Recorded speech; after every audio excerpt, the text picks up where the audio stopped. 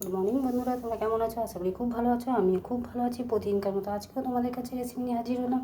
আজকে আমি বানাবো পকোড়া। পকোড়া বানানোর জন্য কী কী উপকরণ লাগছে আর কী দিয়ে বানাবো সেটা তোমাদের সাথে চলো শেয়ার করে দিই। আজকে একদম অন্য রকমের পকোড়া। দেখো, তোমরা কে কে খেয়েছো অতি অবশ্যই কমেন্ট করে জানাবে, আর যারা খাওনি তারাও জানাবে অতি অবশ্যই। আর কেমন লাগলো রেসিপিটা সেটাও তোমরা কিন্তু কমেন্ট করে জানাতে কিন্তু ভুলবে না। দেখো, আজকে আমি বানাবো সুজি দিয়ে পকোড়া। দেখো, সুজি নিয়ে নিয়েছি 1 বাটি মতন, নিয়ে নিয়েছি 2 চামচ মতন বেসন, আর 1.5 চামচ মতন চালের গুঁড়ো, নিয়ে নিয়েছি জোয়ান, লঙ্কা গুঁড়ো, এটা ঝাল লঙ্কার গুঁড়ো, হলুদ, নুন, আর নিয়ে নিয়েছি এখানে কাঁচা লঙ্কা আর পেঁয়াজ। তোমরা ঝালটা যে যেরকম খাবে সেভাবে তোমরা দেবে। এবারে আমি আগে এই সমস্ত উপকরণগুলোকে ভালো করে মিশিয়ে নেব। তোমরা চাইলে বেসনটাও নাও দিতে পারো, চালের গুঁড়ো দিয়ে বা কর্নফ্লাওয়ার দিয়ে বা সাদা ময়দা মানে রুল ময়দা দিয়েও করতে পারো, যেটা খুশি তোমরা দিয়ে করবে। সুজি দিয়ে পকোড়া দারুণ লাগে আর মুচমুচে খাস্তা হয়, একদম দারুণ। একদম ভেতরটা নরম আর ওপরটা ক্রাঞ্চ থাকে পুরো। খেয়ে দেখবে বন্ধুরা, আর কারা কারা খেয়েছো অতি অবশ্যই কমেন্ট করে জানাবে। দেখো, সমস্ত সব কিছু খুব ভালো মতন মেশানো হয়ে গেল। এবারে আমি দিয়ে দেবো জল। দেখো বন্ধুরা, অল্প অল্প করে জল দিয়ে গুলে নিতে হবে। খুব বেশি জল দিলে চলবে না, পাতলা হলে চলবে না, তাই অল্প অল্প করে দেবে আর মিশ্রণটিকে মাখিয়ে নেবে।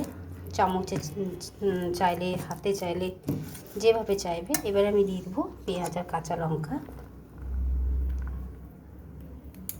পেঁয়াজ কাঁচা লঙ্কাটাকেও খুব ভালো করে মিশিয়ে নেব। দেখো বন্ধুরা, পেঁয়াজ কাঁচা লঙ্কাও ভালো করে মিশিয়ে নিলাম, আরও একটু জল দিয়ে দিলাম।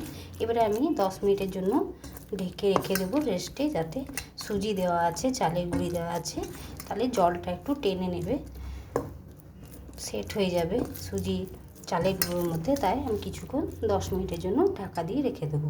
দেখো বন্ধুরা, ঢাকা দিয়ে রেখে দিয়েছি 10 মিনিটের জন্য। আর আমি এদিকে কড়াইটাও বসিয়ে দিয়েছি। দেখো বন্ধুরা, কড়াইয়ে আমি তেল দিয়ে দিয়েছি, তেলটাও গরম হতে দিয়ে দিয়েছি। আর আমি দেব একটু রিফাইন অয়েল। এই ভাজা তেলটাই অল্প তুলে দিয়ে দেবো, তাহলে ক্রাঞ্চ ভাবটা খুব বেশি আসবে আর খেতেও দারুণ লাগবে।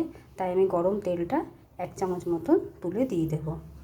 দেখো বন্ধুরা, আমি 2 চামচ রিফাইন অয়েল গরম তেলটা দিয়ে দিলাম। এবারে আবার আমি ভালো করে মিশিয়ে নেব, যাতে তেলটাও খুব ভালো মতন সব ব্যাটারের মধ্যে ভালোভাবে মিশে যায়।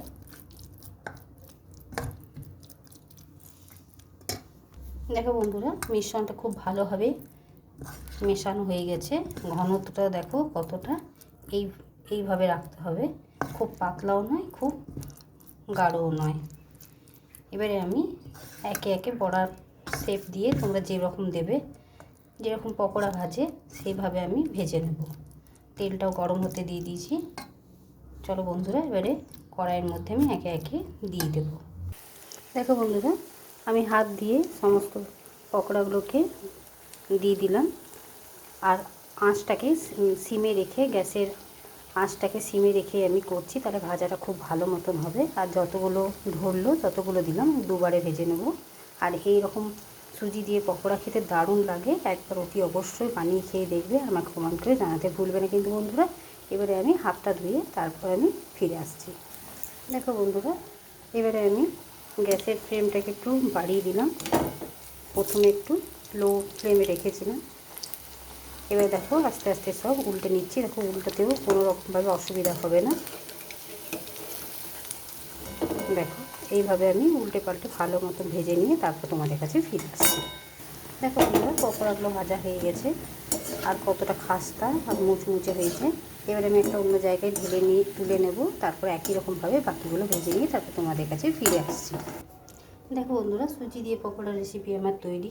তোমাদের কেমন লেগেছে অতি অবশ্যই কমেন্ট করে জানাতে ভুলবে না। ভালো যদি লেগে থাকে লাইক, শেয়ার এবং চ্যানেলটিকে সাবস্ক্রাইব করে দেবে, আর পরিবার পরিজনের সাথে শেয়ার করে দেবে। আজকের মতো এতটুকু। কালকে আবার অন্য কোনো রেসিপি নিয়ে হাজির হব। সুস্থ থেকো, ভালো থেকো, তোমরা আমার বন্ধু হয়ে পাশে থেকো।